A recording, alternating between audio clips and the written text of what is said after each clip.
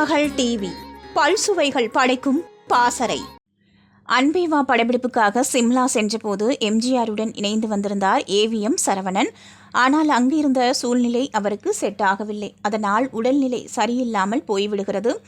எதுவும் சாப்பிட பிடிக்காத நிலையில் அமைதியாக அமர்ந்து கொண்டிருந்துள்ளார். அப்போது பால் டம்ளருடன் ஒரு கரம் அருகில் வந்தது. நிமிர்ந்து பார்த்தால் மக்கள் திலகம் எம்ஜிஆர் நின்றிருக்கிறார். ஏவிஎம் சரவணன் பதற்றத்துடன், ஏன் சார் நீங்க கொண்டு வந்தீங்க, யாரிடமாவது கொடுத்து அனுப்பியிருக்கலாமே என்று கேட்கிறார். அதற்கு எம்ஜிஆரோ, வேறு யாரும் கொண்டு வந்திருந்தால் சாப்பிட மறுத்திருப்பீர்களே என்றுதான் நான் கொண்டு வந்தேன் என்றாராம். எம்ஜிஆரின் பாசத்தினை பார்த்து நெகிழ்ந்து பாலை குடித்திருக்கிறார் சரவணன்.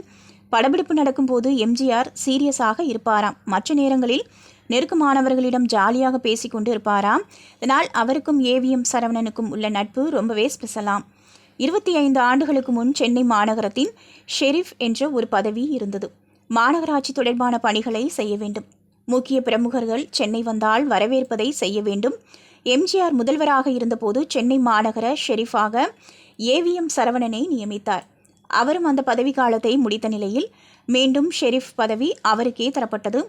மரியாதை நிமித்தமாக எம்ஜிஆரை ஏவிஎம் சரவணன் சந்தித்தார்.